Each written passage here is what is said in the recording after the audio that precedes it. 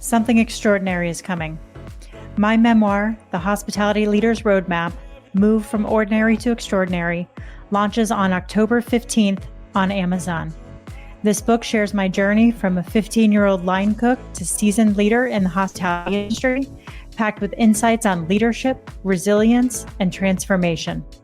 Whether you're an aspiring leader or a seasoned professional, you'll find practical wisdom and inspiration to elevate your career.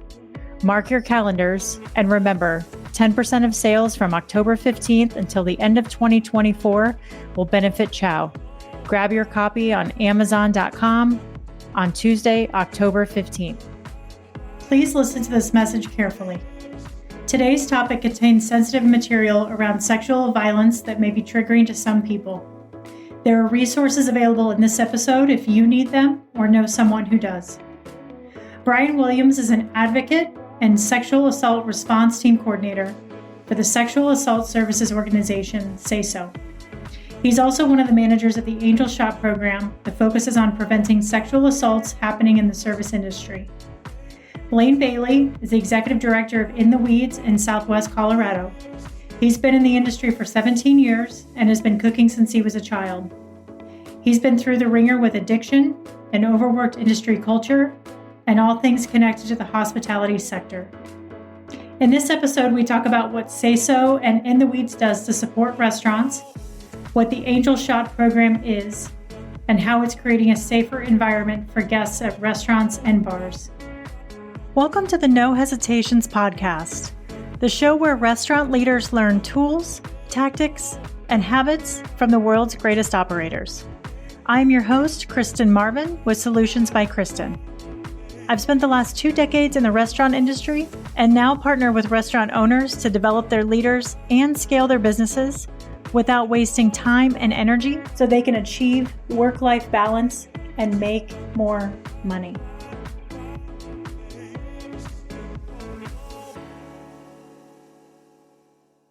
You can now engage with me on the show and share topics you'd like to hear about, leadership lessons you want to learn, and any feedback that you have. Simply click the link at the top of the show notes, and I'll give you a shout out on a future episode. Thanks so much for listening, and I look forward to connecting. All right, Blaine and Brian, thank you so much for being here. Would love to jump into letting the audience know a little bit about your organizations. Blaine, will you start with what In the Weeds is and what it does and how it supports restaurants? Yeah, so In the Weeds is a nonprofit here in Southwest Colorado. We support restaurant hospitality staff with a primary focus on mental health, but that's, a number of different things: physical, financial, social, and then also work to create a sustainable workforce. So it's kind of, not only on their individual needs, but the needs they might have in the restaurants or bars, hotels, those types of things. And then also supporting owners and operators with that, and then general public awareness. How do you do that, Blaine? What are some of the programs that you have in place? So a lot of it was, getting physical health activities access to folks. A lot of people have moved here for the fun outdoor activities of Southwest Colorado. Then they have the barrier of cost of living and being able to afford those. So we have, paddle boards, kayaks, those types of things for folks to take out for free in the industry. And then also provide yoga classes and kind of some other programs to get them outdoors and get to enjoy the outdoors that we all moved here for. I love it. Is that where the name In the Weeds came from? So In the Weeds is actually a phrase in the industry. It's kind of whenever you're buried so deep and, all the tickets, dinner rush, whatnot. And it's kind of, how we explain it. It's you're so busy that you kind of gain that tunnel vision to where you're unable to ask for help. And you're so busy, you don't even think to ask for help. So, that's what we're here for, people to help them in different ways and get them basically out of the weeds. So I love it. Blaine, how did you get involved with the organization? So I am co-founder with a friend of mine, John Rowe. He's up in Fort Collins. He's a counselor now, but we had worked together in restaurants back, for a while back. And one year, 2015, we had lost one of our prep chefs to overdose. And, he was in school at that time. So I was like, man, whenever you graduate, freaking therapy for chefs, and that kind of started the conversation. And then we started thinking about how it would work in 2019 and started with support groups, and we had people attending. And then we applied for nonprofit status and got that in April of 2020, which was a month after the shutdown for COVID, which just launched us off the ground. It was kind of bittersweet because we were there and what we were doing. We were able to get the funding we needed to be able to support folks. That's great. And have you seen that demand increase since 2020? Yes. I think it's, I think the demand has always been there. I think it's the awareness that now organizations like us, and now there's several different other organizations throughout the U.S. and actually the world that all kind of popped up about the same time. And so since we've begun, still talking with folks, and they're like, this is actually a thing, people care about us. So I think the demand has already been there, and it's shifted in what that is. It's for us a lot of individual support, connecting to resources for housing, financial aid, those types of things, because we're in such a high cost of living area. But I mean, that's going up everywhere with inflation and whatnot. Yeah, absolutely. Thank you so much. Brian, will you talk about Say So and what the organization does? And then we'll kind of talk a little bit about how the two of you partnered together. Yeah, sure. Well, Say So means Sexual Assault Services Organization, and it's an organization here in Southwest Colorado that's a nonprofit. We've been around since, I guess, the 1970s. We weren't always under the name Say So, but essentially it started because of a need in the community, and there were people who were victims and survivors of sexual violence that were just not getting the services that they needed, which of course prevents people from disclosing, horrible things happening to them in that nature. And so as far as today goes, we go by Sexual Assault Services Organization. We're a survivor-led agency, which means that anybody who uses our services or seeks us out gets to call the shots. You can imagine when somebody is assaulted that they feel very powerless. Well, it's one of our things to try to remind them how powerful that they are, and they have the power to choose and take the next steps forward. Some of the things that we offer, though, is primarily advocacy. And so what that will look like is if they want to make a law enforcement report or go to the hospital, or if they have court proceedings or protection orders, then we're right there by their side, helping them with those steps and take those next actions to live forward. So that's what we do. Each of us here, there's like 7 of us individually that have our own positions. So like a volunteer coordinator, cultural outreach coordinator. I'm a SART coordinator, which I work with the DAs, our law enforcement agencies, other agencies in town, like in the weeds. And so we just are a team of people that try to prevent and end sexual violence and use best practices that are trauma informed so that people are comfortable with disclosing what they've been through. What brought the two organizations together? Whoever wants to take this. Yep. So, what was it? It's probably 3 years ago now. I brought on our first program coordinator, our first staff outside of myself, and she was an intern with Say So and worked closely with Brian. And whenever I bring folks on, they have their normal job description, but then ask them, like, if there's a passion project they want to do that's in relation to our mission, to let me know, and we'll figure it out. So she wanted to start this, what ultimately became called the Project Angel Shot, having worked at Say So and, being a big advocate for sexual assault awareness and everything, and then the challenges we see in the industry. So that's, that kind of started out as her project. We all got connected with Brian and Say So and thought about how this would look and what it would be. And yeah, so that's kind of where it began and brought us together. Hey everyone, before we dive back into our episode, let's talk about a crucial aspect of restaurant leadership: taking back control of your life by setting boundaries. As a restaurant owner or manager, you know how challenging it can be to juggle everything, and saying no can be even more difficult. I've created a guide with 10 steps to help you set boundaries and reclaim your time and energy. Visit KristenMarvin.com/say-no to grab your copy and start making positive changes today. Now back to the show. Thanks so much for listening. Howdy, listener. Are you also a podcaster seeking to stand out in the crowded audio landscape? I'm here to help. L. Connor Voice, LLC offers top-tier audio engineering, meticulous content management, and more, all tailored to save you time and elevate your podcast to new heights of professionalism. With L. Connor Voice, you can focus on what you do best, creating captivating content, while I handle the rest. Say goodbye to hours spent tweaking audio levels and managing uploads. I ensure your podcast shines with polished sound quality and seamless delivery. Ready to take your podcast to the next level? Contact L. Connor Voice, LLC today and make producing your podcast as easy as hitting record. For more information, go to lconnorvoice.com. Links are in the episode notes. What is the Angel Shot program?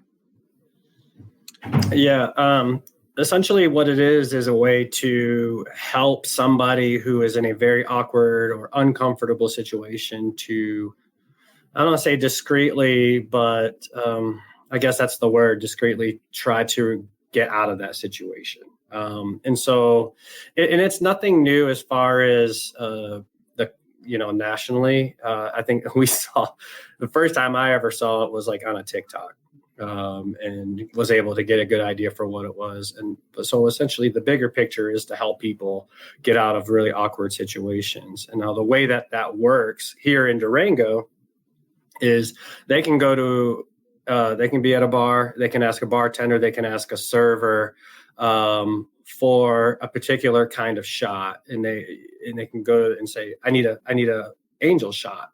And that server or bartender will ask, do you want a single or a double?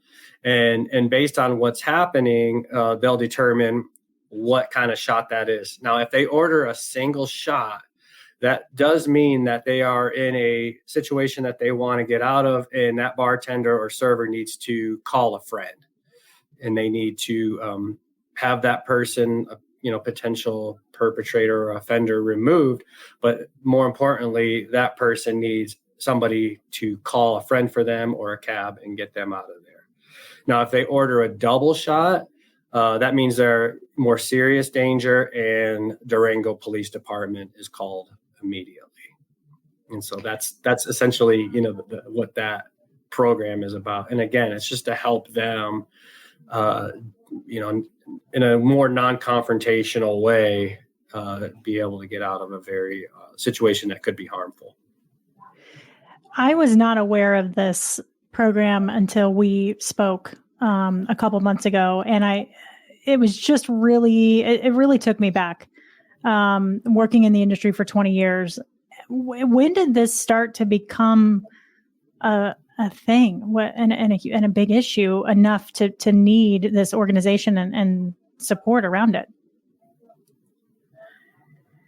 Brian, you might be able to answer this more. I mean, ever since people have been putting roofies in drinks, really. I think what Caden, who was our program coordinator at the time, what we were looking at was there were similar projects like this throughout the states, Brian was saying.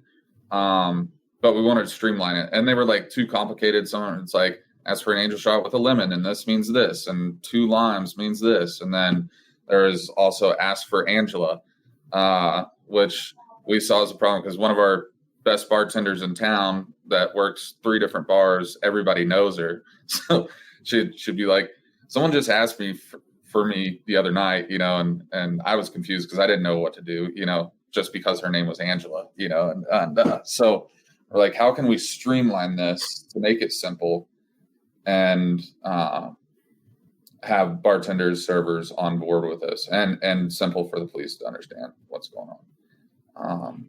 So it's how need, but streamlining it kind of where we saw it. And talk a little bit about, this is just it's such a different topic for me. Again, just being so unfamiliar with it, but just trying to put myself in the perspective of a restaurant owner. How do they even know if this is an issue in their bars or restaurants? Do you want to go with that one? I can't. Oh, well, you're the service industry guy, so maybe, you work in those. So like, maybe from your own perspective, how would you know if it was happening or not? So I think it's, you are paying attention to everybody. You don't want to overserve folks and those types of things, as your responsibility as a bartender or server.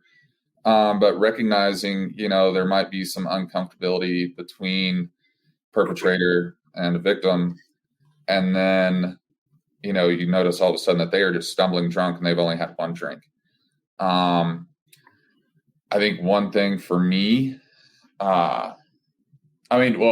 I guess for restaurant owners and operators, they've had people come in like, hey, I think I was roofied last night or whatever. They are reported at different times.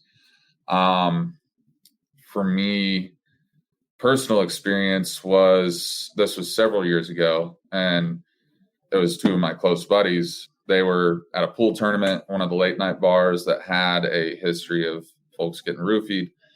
And they were outside the bar smoking a cigarette, taking a break. And there's this woman there, just could barely stand and everything. Like, oh, she needs to get home. Right as they noticed that, a van literally pulled up, slung the door open, and they tried to throw her in the van. And luckily, my buddies are pretty big dudes and saw what was going on and grabbed her and pulled her back out. I'm like, do you know these people? And she's like, out of it. We're like, screw you, and called the cops. And the van took off, So that's, we've talked with my board president in the past who lived around Monte Vista or Del Norte, and which is close to Highway 285, which is a big trafficking highway from Mexico to Canada, I believe, something like that. Brian, can speak more to that piece, but that's only 3 hours away. So human trafficking, those types of things are still rampant in our area. So I think there is a higher number of, or higher risk in our area compared to other parts of the U.S. Yeah, I think, from a say-so perspective is well, a lot of people don't think of it this way because we know we're talking about roofies and stuff, but the actual number one date rape drug is actually alcohol, right?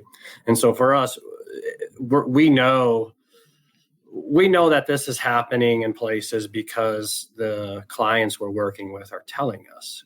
And when they disclose to us, if they're able to remember where they were, either when they got, roofied or when they were, too intoxicated to remember what was happening, they give us the name of some of the establishments where these things are happening. And this isn't like the manager's fault, it's not the owner's fault. It's just the fact that when alcohol is involved, there is a greater risk of sexual violence to occur. And just to broaden the term of sexual violence, this can be, anything like sexual harassment. This can be unwanted sexual touch. This doesn't actually what we would say is rape.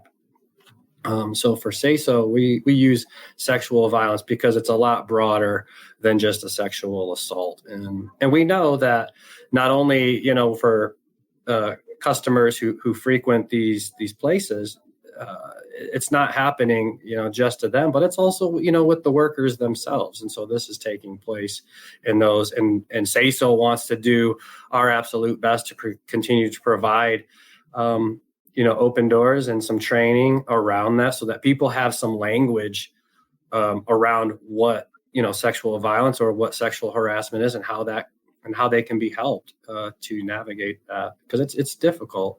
And a lot of folks are like, I didn't even know that was a thing. And we're like, yeah. When they tell us what happened to them, we're like, yeah, that's a form of sexual violence. And because, we give them that language, it's that they didn't have before. Now they're starting to realize and become more aware of what has happened to them, and also their surroundings for the customers that they're ultimately trying to protect.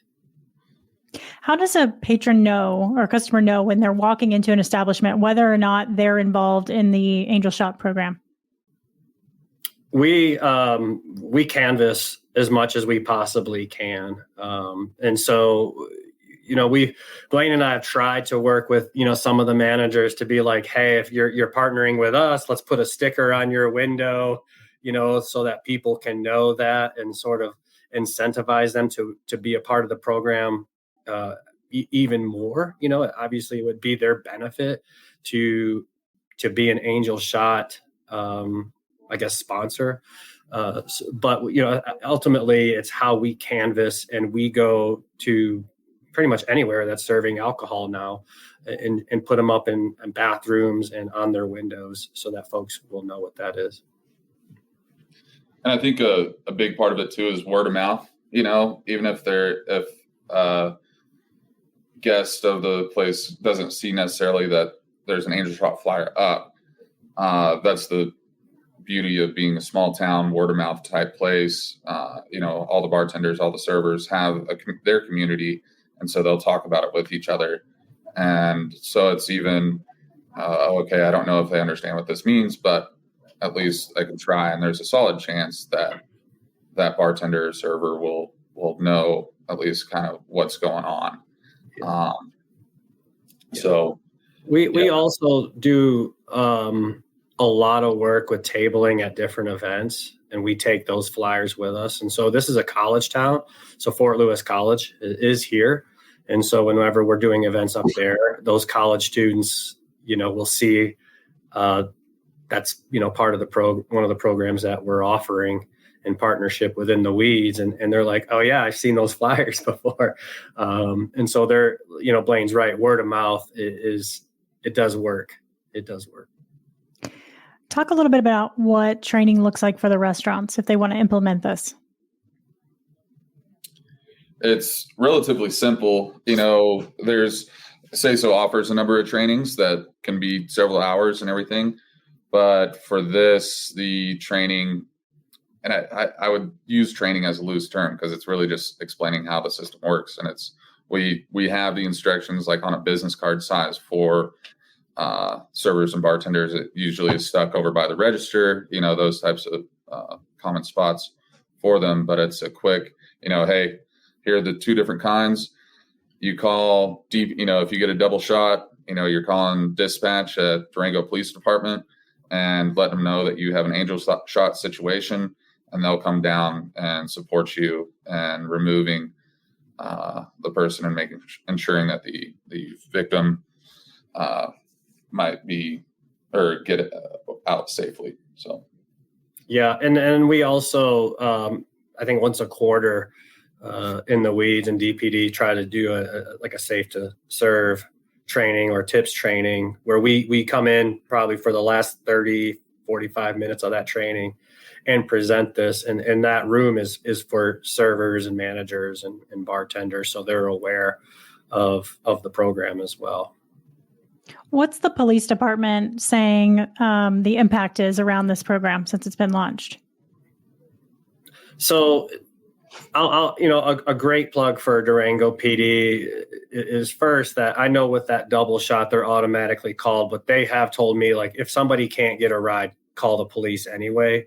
So they're super supportive of this program, but I wish I had like hard statistics for, okay, here's the number of people that are, ordering Angel Shots and all this kind of thing. But that would be almost an impossible ask for our agencies to keep track of, just because, so we know that it's happening. And so it feels more anecdotal that it's happening, because we do have people who are like, yeah, I know about the Angel shot and I've had to use it, before or something like that. But to say like, here's the stats on it.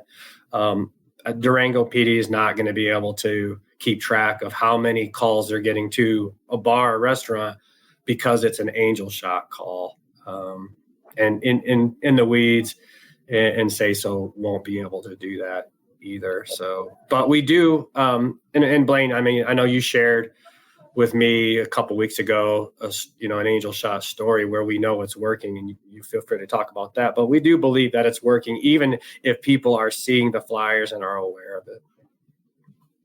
Yeah, because it's almost like a preventative. We had this discussion in the beginning, like, statistically speaking, the perpetrators are typically male. We're like, but it's not always the case. Still, the question came up, do we put these flyers in men's bathrooms? And we're like, you know what? Yes, because then if you're a perpetrator, you're going to see that there's something being done. And, what if the person that they're, harassing, committing this crime against, if they hear the words Angel shot, then they're just going to up and leave. And then the crime isn't even committed. So it's almost like preventative as well. And the story Brian was talking about, referring to, it is kind of these anecdotal. I ran into one of the bartenders over at the grocery store the other day, and he's like, dude, Angel shot saved a gal the other day. It's like she got up, went to the bathroom, and as she was walking back to the table, literally saw someone drop something in her drink, and she just immediately went to the bar, ordered an Angel shot, double Angel shot, and he then went to the table to the perpetrator and was like, you got two options, you leave now or you leave in cuffs, and they escorted him out, and she hung back, and they made sure she got a safe ride home, and so it's definitely working. But yeah, as far as tracking, like Brian was saying, it'd be a little too tough to track the exact numbers. Yeah, absolutely. If people are interested in learning more, where can they find resources, not just in Durango, but from a national-wide perspective or nationwide? Nationally, I don't know. It'd be looking at organizations similar to Say So. Yeah, it's not like Angel Shot's not like it's not a national program where we're all collaborating together. Like I said, it does exist in other cities and counties, but as far as resources around sexual violence, DurangoSaySo.org is our website, and of course there's always the national website, which is RAIN, where people can find out all kinds of information, statistics, and referral resources on those websites as well. Awesome. And then Blaine, how can people get a hold of you and In the Weeds? So yeah, go into our website, which is intheweedsco.org, or following us on Facebook, Instagram. Our phone number is 970-880-1570. I know Say So has a 24-hour hotline. So for folks in the area, they can call that. Brian, I'll let you throw that number out if you want. I don't have it off the top of my head. Yeah, we do offer that 24-hour support line. And again, I know it's just semantics and maybe it's not that big of a deal, but it is. We've moved from calling it a hotline to a support line because a lot of folks need to reach out for sources beyond just sexual violence, and we're able to provide those as well, or at least connect those as well. So yeah, that we open that up. So that number is 970-547-347-5400. And it's 24/7, and we have people, great volunteers and staff backing that as well. Awesome. So I'd say if you're a restaurateur listening to this and you want to get involved, please reach out. This is a tremendous, tremendous program. I really, Blaine and Brian, thank you for coming on. Thank you for, just continuing to do the work that you're doing to support restaurants and guests and creating a safe, inclusive environment for everybody. and spreading this awareness. It's just incredible. So I just can't thank you enough for being here. And I know this is a tough subject to talk about. It's been uncomfortable for me, and I've learned a lot. So I really appreciate that. And again, just really encourage anybody, if you need resources, you know anyone that does, please reach out to Say So. Please reach out to In the Weeds. We're all here for you, and I'll put all those links in the show notes for you. So thank you both for being here. All right. Thank you. Appreciate it. You bet. That's going to do it for us this week, everybody. Please be sure to share this podcast with any leaders you know in the restaurant industry. And like I said, you can find all the resources we discussed today in the show notes if you're in need of support. Thanks so much. We'll see you next week.